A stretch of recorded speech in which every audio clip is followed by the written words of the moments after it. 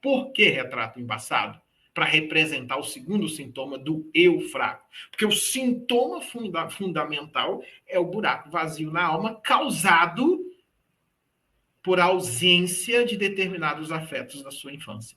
Então, o segundo, que é o retrato embaçado, você passa na frente do espelho, você olha na frente do espelho, lá na frente daquele espelho lá, você está do lado de cá, lá está o espelho, e você olha, do lado de cá existe uma pessoa grande, do lado de cá existe uma pessoa que todos falam que ela tem um grande potencial, que ela tem uma grande competência, que ela sabe isso, que ela sabe aquilo, que ela lidera, que as pessoas a elogiam, que ela gosta de ajudar as outras pessoas. Então, tudo isso está do lado de cá. E isso é o olhar externo dos outros. Mas você, quando você olha lá no espelho para a sua autoimagem, você não enxerga no espelho tudo que as pessoas falam sobre você. Você enxerga lá no espelho uma pessoa muito menor do que aquela que realmente está do lado de cá do espelho. Isso se chama retrato embaçado. E foi exatamente essa questão que a Marilane Mendonça mandou aqui. Quando ela diz aqui, olha o que ela diz. Três coisas importantes, né? Eu não vou citar toda a história, mas ela coloca que tudo que acontecia de errado naquela casa, a mãe chamava as irmãs e as primas para dentro do quarto, e lá dentro do quarto a mãe explicava para as primas o que tinha acontecido, e ela nunca sabia o que era. E depois, mais tarde, as irmãs contaram para ela que a mãe dizia que ela era o problema de tudo acontecer de errado naquela casa. Por causa disso, ela então vai desenvolvendo o que ela chama depois. Olha, aí o que ela diz? Ó, hoje, aí ela pergunta, será a angústia? Eu tenho hoje uma angústia latente dentro de mim. Eu agora, como adulta, eu não consigo me valorizar, mesmo que as pessoas falem para mim o valor que eu tenho, eu não consigo. Eu estou com mais ou menos 49 anos.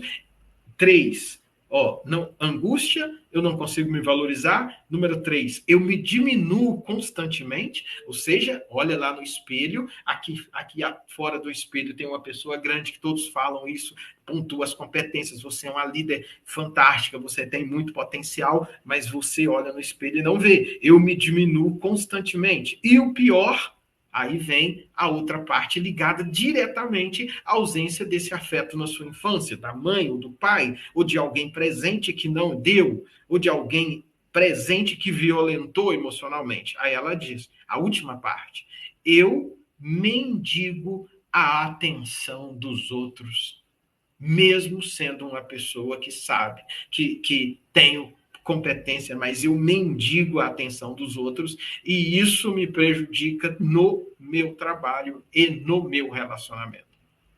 Aí ela pergunta dela, será que isso é sintoma do eu fraco? Totalmente. Está qualificada aqui, então, dentro do sintoma 2, que é o retrato embaçado, que é você passar na frente do espelho, você passar na frente da imagem, você não reconhecer a imagem, o tamanho que você tem. Veja só, vamos lá.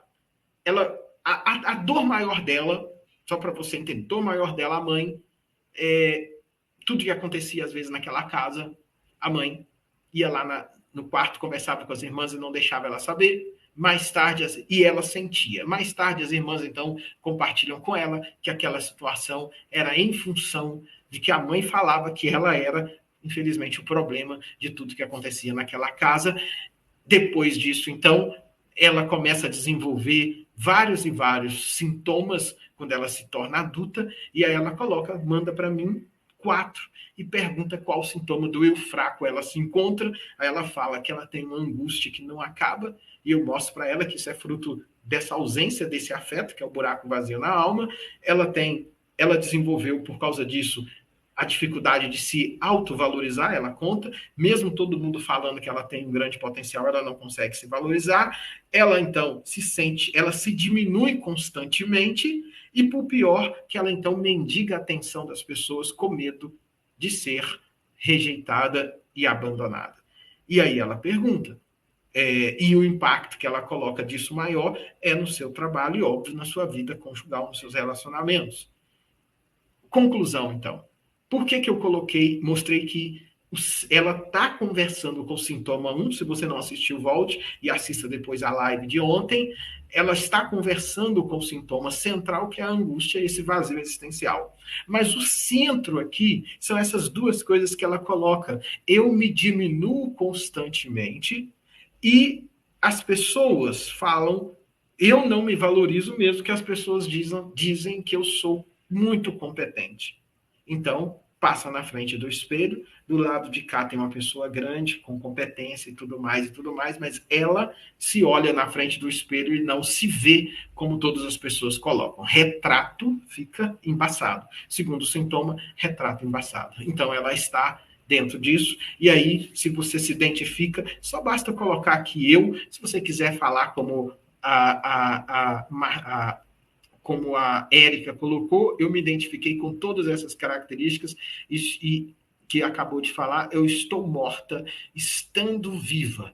Se você tem algum sentimento, qual sentimento maior você sente quando você escuta essa história?